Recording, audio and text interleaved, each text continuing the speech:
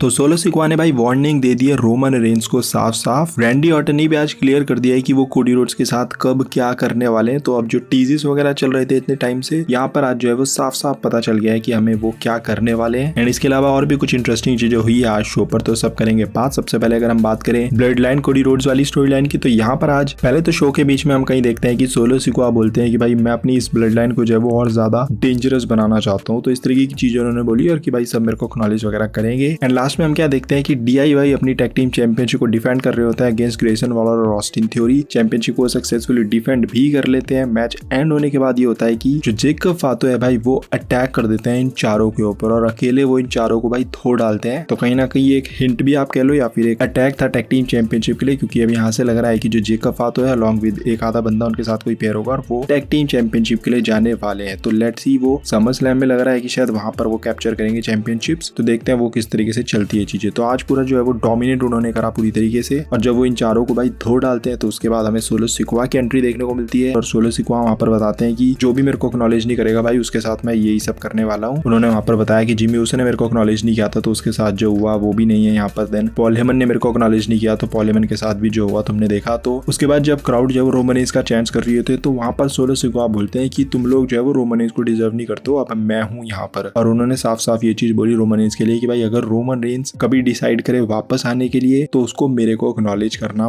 पड़ेगा। तो यहाँ पर उन्होंने साफ कर दिया कि भाई रोमन रेंस को वापस आना है तो आ जा, पर उसको आकर मेरे को एक्नॉलेज करना पड़ेगा क्योंकि मैं ही हूँ अब ट्राइबल चीफ। अब इसके बाद उनका अटेंशन जाता है WWE चैंपियन कोडी रोड्स पे। वो बोलते हैं कि कोडी रोड्स को अब मेरे को एक्नॉलेज करना पड़ेगा। कोडी रोड्स वहां पर आते हैं और कोडी रोड्स बोलते हैं तेरे को जो चीज चाहिए ना भाई वो मेरे को भी चाहिए। एंड वो वहां पर साफ साफ बोल देते हैं समर स्लैम में तेरा और मेरा जो है वो WWE चैंपियनशिप मैच होने वाला है। निक हॉल्डिस से मैं बात कर लूंगा एंड ऑल। तो बेसिकली जो है वो समर स्लैम में इन दोनों का मैच आप कह सकते हो ऑफिशियल वहां पर हो चुका है। कोडी रोड्स बोलते हैं कि मेरे वैसे मेरे हाथ में नहीं है ये सारी चीजें, बट अगर मेरे हाथ में होती तो मैं तेरे साथ अभी फाइट करता इस टाइम। एंड उसके बाद ऑफ कोर्स जो ब्लड लाइन है वो कोडी रोड्स को घेर लेती है चारों तरफ से। एंड फिर वो ये अटैक शुरू हो जाता है एंड रैंडी ऑर्टन आते हैं हेल्प करने के लिए कोडी रोड्स की। बट ये दोनों ये भाई बुरी कदर जो है वो पिट जाते हैं। केविन ओवेंस अपनी घर में थे किसी फैमिली रीजन की वजह से, तो वो शो पर नहीं थे। तो इन दोनों को जो है वो पूरी ब्लड लाइन जो है वो धो डालती है। अनाउंसर टेबल पर पटक देती है रैंडी ऑर्टन को भी एंड समोन स्पाइक मारते हैं सोलो सिक्वा कोडी रोड्स को भी। तो ब्रूटली आप कह सकते हो कि अटैक कर दिया इन दोनों के ऊपर आज शो पर। एंड इस तरीके से शो जो है वो एंड होता है। सोलो सिक्वा एंड कोडी रोड्स सब जो है वो आमने सामने आने वाले हैं समर स्लैम में। जो बातें चल रही थी स्पेकुलेशंस वगैरह जो चल रही थी आज आप कह सकते हो कि ऑफिशियल हो चुकी है। तो समर स्लैम में कोडी versus solo for the WWE championship होने वाला है। अब इसके अलावा कुछ इंटरेस्टिंग चीजें हमें शो पर देखने को मिली। सबसे पहले तो रैंडी ऑर्टन ने भी भाई आज साफ कर दिया है कि वो कोडी रोड्स के ऊपर टर्न करने वाले हैं। अब होता ये है कि बैक स्टेज में बैठे होते हैं कोडी रोड्स, तो रैंडी ऑर्टन वहां पर आते हैं और रैंडी ऑर्टन कोडी रोड्स को बोलते हैं कि वैसे तू नहीं चाहेगा कि मैं तेरे साथ रिंग में जाऊं, बट अगर ब्लड लाइन कुछ भी ऐसी चीज करती है तो मैं हूं तेरे पीछे तेरे को प्रोटेक्ट करने के लिए। यानी कि बेसिकली उन्होंने यही कहा कि भाई अगर जरूरत पड़ती है तो मैं तेरे लिए आऊंगा। और उन्होंने एक जो इंटरेस्टिंग चीज यहाँ पर बोली वो ये बोली कि जब तेरी ब्लड लाइन के साथ ये सारी चीजें जो है वो खत्म हो जाएगी तो लॉकर रूम में बहुत सारे ऐसे बंदे हैं जो कि तेरी चैंपियनशिप के लिए आएंगे। एंड फिर उन्होंने एक चीज ऐड कर दी इसमें कि तब भी मैं तेरे को होऊंगा प्रोटेक्ट वगैरह करने के लिए। तो बेसिकली यहाँ पर ये सारी चीजें जो उन्होंने उनको बोली सामने से तो देख के लग रहा होगा कि वो कोडी रोड्स को प्रोटेक्ट करने की बात कर रहे हैं और, बट उन्होंने जो एक इंटरेस्टिंग चीज बोली कि जब ब्लड लाइन के साथ तेरी ये जो सारे मैटर है जब खत्म हो जाएगा तो बहुत सारे बंदे होंगे लॉकर रूम में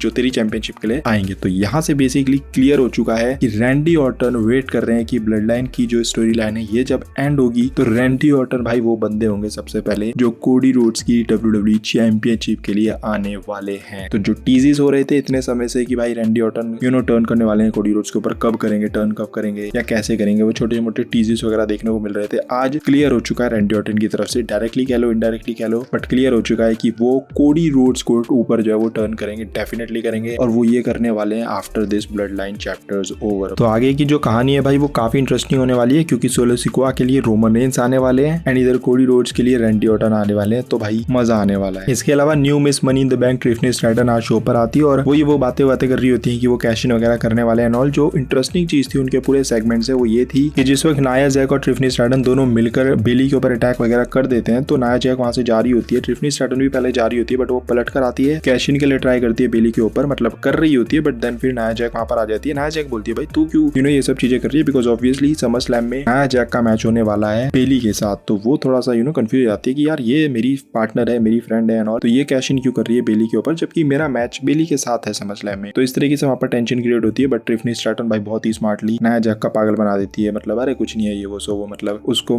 उसके कमर पे हाथ मार के वो उसको सेट कर देती है। अब यहाँ से जो इंटरेस्टिंग चीज है वो यही है कि लग रहा है कि समरस्लैम में नाया जैक जो है वो पॉसिबली चैंपियनशिप जीतने वाली है और उसके ऊपर ट्रिफनी स्ट्रैटन कैश इन करने वाली है। तो ये एक चीज है जो सिनेरियो है यहाँ पर से नजर आ रहा है कि या तो मैच चलते चलते ट्रिफनी स्ट्रैटन आ जाएगी, मतलब ऐसा होगा कि मैच चल रहा होगा और ट्रिफनी स्ट्रैटन आके कैश इन वगैरह करके दोनों में से किसी को पिन करके चैंपियनशिप ले जा लेगी, या तो ऐसा हो जाएगा, या फिर नाया जैक समरस्लैम में बेसिकली बेली को हरा देगी और उसके बाद ट्रिफनी स्ट्रैटन आएगी और फिर तब वो नाया जैक के ऊपर कैश इन करके चैंपियनशिप ले जा लेगी। तो ये दो सिनेरियोज नजर आ रहे हैं। तीसरा वैसे ये भी हो सकता है कि समरस्लैम में वो ना कैश इन करके किसी स्मैकडाउन के शो में नाया जैक के ऊपर कैश इन करें, तो वैसा भी हो सकता है। बट जो पहली दो चीजें हैं उसके मुझे ज्यादा चांसेस नजर आ रहे हैं। लेट्स सी, ये इंटरेस्टिंग चीज होगी जब भी होगी, तो देखते हैं किस तरीके से WWE इसको पुल ऑफ करती है। इसके अलावा एले नाइट ने भाई ऑफिशियल कर दिया है कि वो लोगन पॉल को फेस करने वाले हैं समरस्लैम में। कॉन्ट्रैक्ट वगैरह वो लेकर आए थे जिसको उन्होंने तो साइन कर दिया है। अब अगले हफ्ते लोगन पॉल आने वाले हैं स्मैकडाउन के शो में, तो बेसिकली वो भी साइन कर ही देंगे। तो समरस्लैम में ये मैच आप कह सकते हो ऑफिशियली हो चुका है कहीं ना कहीं, Logan Paul versus LA Knight for the United state championship. बाकी इसके अलावा उतना कोई खास कुछ था नहीं शो पर, अच्छा खासा डिसेंट शो था मेरे हिसाब से। आपको बताओ कैसा लगा ये शो कमेंट सेक्शन में। और ये वीडियो अगर आपको थोड़ी पसंद आएगी तो don't forget to like, comment and smash the subscribe button. मिलता है अगली वीडियो के अंदर। Till then love you all and do not give up, just keep fighting.